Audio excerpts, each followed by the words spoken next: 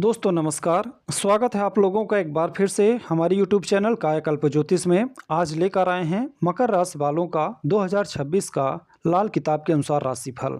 दोस्तों जानेंगे 2026 लाल किताब के अनुसार आपके लिए कैसा रहेगा, क्या सावधानियां रखनी है, कौन से उपाय करेंगे और क्या उतार चढ़ाव जीवन में देखने को मिलेगा। दोस्तों साल 2026 में मकर राशि वाले यदि दूसरे राहु और 10वें केतु के फेर से बच जाते हैं तो पूरा वर्ष आपके लिए बहुत बेहतरीन साबित होगा। हालांकि देवगुरु बृहस्पति के छठे से निकलकर जब 7वें भाव में गोचर करेंगे तब यह हालात सही हो जाएंगे। यदि आप सही दिशा में पराक्रम दिखाते हैं तो तीसरे भाव का शनि वैसे अच्छा फल दे सकता है। तो आइए जानते हैं कौन सा ग्रह गोचर आपके जीवन में साल 2026 में होने वाला है। बात करेंगे सबसे पहले बृहस्पति की। जनवरी से जून तक बृहस्पति छठे भाव में रहकर नौकरी में अधिक काम, जिम्मेदारी, रोग और शत्रुओं को सक्रिय करेंगे। इस दौरान पेट या लीवर संबंधी आपको समस्याएं देखने को मिल सकती हैं और कर्ज लेना आपके लिए अच्छा नहीं साबित होगा।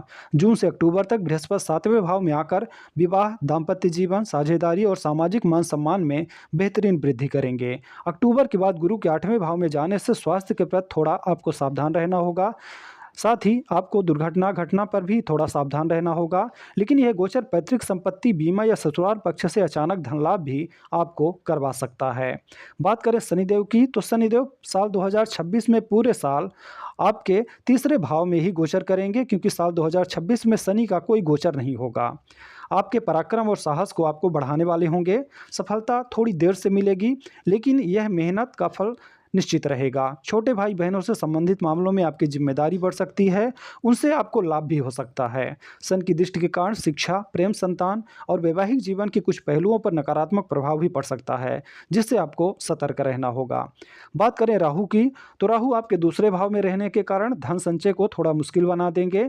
आपकी धन की स्थिति स्थिर रह सकती है और अत्यधिक लाभ या नुकसान का जोखिम बना रहेगा। किसी भी प्रकार का ऑनलाइन फ्रॉड भी इस दौरान आपके साथ हो सकता है, इसलिए ऑनलाइन जो भी चीज़ें हैं उनसे थोड़ा बचकर रहें। राहु के प्रभाव से आपकी वाणी थोड़ी कठोर हो सकती है। आप किसी को ऐसा शब्द बोल सकते हैं जिसके कारण आपका वाद विवाद होने की संभावना भी बन रही है। इसलिए इस पूरे साल जब तक राहु आपके दूसरे भाव में गोचर कर रहे हैं, आपको अपने बातों पर कंट्रोल रखना होगा। साथ ही परिवार के सदस्यों के बीच भी इसी बात की वजह से मतभेद हो सकते हैं।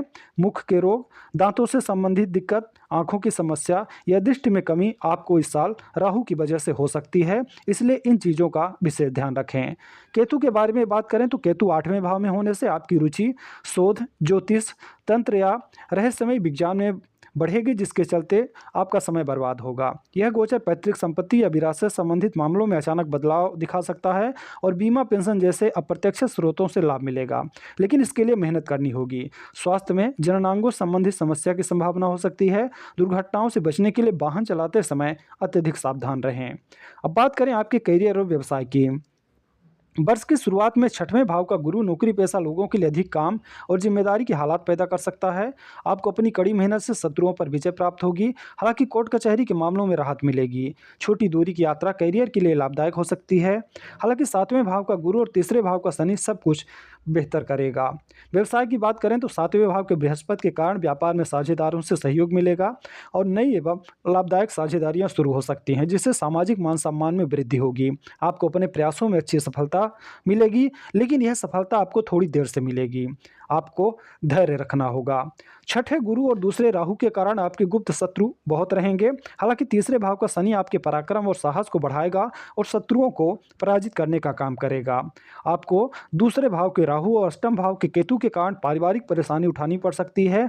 इसके उपाय आपको समय समय पर जरूर करते रहना चाहिए। बात करें आपकी आर्थिक स्थिति कैसी रहेगी तो जून से 7वें भाव के गुरु के गोचर के कारण आर्थिक स्थिरता आ सकती है। फिर 8वें भाव का गुरु जून से अक्टूबर तक आपको पैतृक संपत्ति, बीमा, अचानक धन लाभ के माध्यम से लाभ भी दे सकता है, लेकिन यह साथ ही फालतू के खर्चों भी आपका इस दौरान बढ़ा चढ़ा रहेगा। आपको जून से पहले ही खर्चों पर नियंत्रण रखते हुए धन संचय की आदत बना लेनी चाहिए। धन भाव में राहु है जो लाभ और हानि दोनों ही एक साथ करवा सकता है। बात करें निवेश की तो आपको चांदी में निवेश करना चाहिए या फिर कोई फ्लैट खरीदना चाहिए। आप दोनों ही काम कर सकते हैं। लाल किताब आपको यह सावधान करती है कि यदि आप अपने परिवार और धन संपत्ति पर ध्यान नहीं देंगे तो आपको नुकसान उठाना पड़ सकता है। आपको राहु और केतु के भी उपाय करते रहना चाहिए। राहु के द्वितीय भाव में होने के कारण परिवार के सदस्यों के बीच भ्रम और मतभेद बढ़ सकते हैं। आपकी वाणी कठोर या अत्यधिक बढ़ा चढ़ाकर बोलने वाली हो सकती है, जिससे रिश्ते प्रभावित हो सकते हैं। कुछ जातकों को परिवार से दूर रहना पड़ सकता है। हालांकि तीसरे भाव का शनि छोटे भाई बहनों से संबंधित मामलों में जिम्मेदारियों को बढ़ा सकता है। अगर बात करें आपके प्रेम संबंध और दाम्पत्य जीवन की, तो विवाह और दाम्पत्य जीवन के लिए जून से अक्टूबर का समय सर्वश्रेष्ठ रहेगा। अविवाहितों के विवाह के प्रबल योग बनेंगे। दाम्पत्य जीवन में मधुरता, आपसी समझ और खुशहाली आएगी। हालांकि तीसरे भाव के शनि की दृष्टि पंचम भाव पर है, जिससे प्रेम संबंधों में गंभीरता या सतर्कता की जरूरत होगी।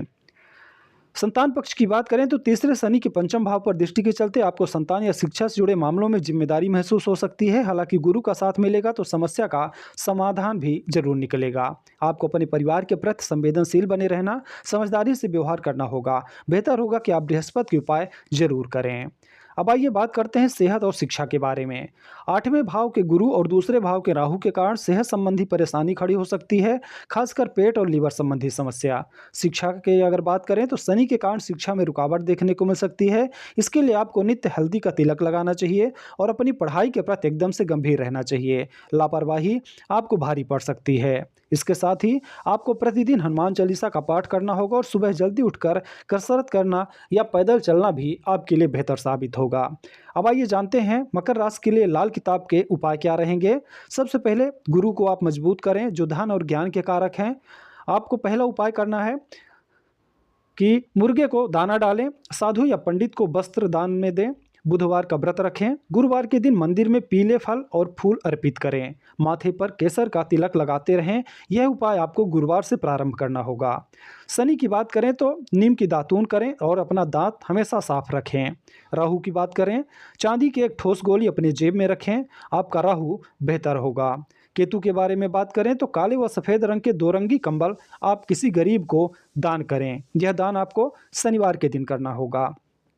लाल किताब के अनुसार क्या सावधानियां रखनी चाहिए आपको साल 2026 में, तो बहन, मौसी, बुआ से अच्छा व्यवहार रखें, उनके साथ संबंध बेहतर रखें, दरवाजे के पास पत्थर गड़ा रखा हुआ ना हो, ससुराल पक्ष से बेहतर संबंध बनाकर चलें, चरित्रवान बने, चाल चलन ठीक रखें, कभी झूठ ना बोलें और वाणी पर नियंत्रण रखें।